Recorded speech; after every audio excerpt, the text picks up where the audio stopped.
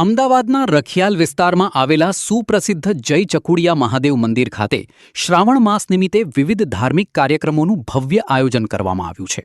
શ્રાવણ માસ દરમિયાન મહાદેવને 1.25 મણ દૂધનો અભિષેક કરવામાં આવશે, જ્યારે ભક્તો દ્વારા ભગવાન શિવને 1.25 લાખ બિલીપત્ર અર્પણ કરવામાં આવશે। દર સોમવારે મંદિરમાં અખંડ ધૂનનું આયોજન કરાશે, જ્યારે શ્રાવણ માસના અંતિમ સોમવારે ભક્તોને બરફના મહાદેવના વિશેષ દર્શનનો લાભ મળશે। શ્રાવણ અમાસના દિવસે લઘુરુદ્ર હવનનું આયોજન કરવામાં આવશે અને રાત્રે મહાપૂજા સાથે ફરી 1.25 મણ દૂધનો અભિષેક કરવામાં આવશે।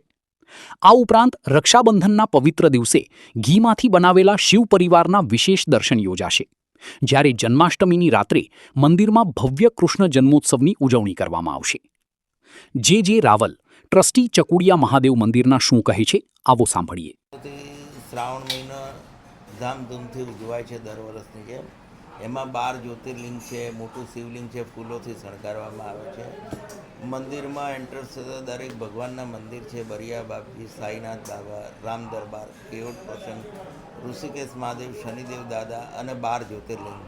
અહીંયા રક્ષાબંધનના દિવસે નવીનતમ ઘીમાંથી શિવ પરિવાર બને છે। જન્માષ્ટમીના દિવસે રાત્રે કૃષ્ણ ભગવાનનો જન્મ ઉત્સવ ઉજવવામાં આવે છે। 4 સોમવાર મહાપૂજા થાય છે અને શ્રાવણ મહિનાના છેલ્લા દિવસે લઘુરુદ્ર યજ્ઞ થાય છે। જે ભાવિક ભક્તોને યજ્ઞમાં બેસવું હોય તો મંદિરમાં કોન્ટેક્ટ કરી શકે છે। મંદિરમાં વ્યવસ્થા જળવાઈ રહે એટલે આપણે પોલીસ બંદોબસ્ત દર વર્ષે લઈએ છીએ। મંદિરમાં સીસી કેમેરા મૂકેલા છે અને આ રીતે શ્રાવણ મહિનો ધામધૂમથી ઉજવાય છે। શ્રાવણ મહિનાના છેલ્લા સોમવારે સાંજે 4:30 વાગે બરફના મહાદેવના દર્શન થાય છે।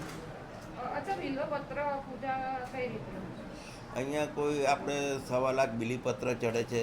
સવારે મહાઆરતી વખતે અખંડ ધૂન થાય છે દાદાની, અને કોઈ 1 પાનાનું બિલીપત્ર ચડાવે, કોઈ 5 પાનાનું ચડાવે છે। ભગવાન દરેકની मनोकामना परिपूर्ण करे છે। ऐसे ही अन्य खबरों के लिए चैनल को सब्सक्राइब कीजिए।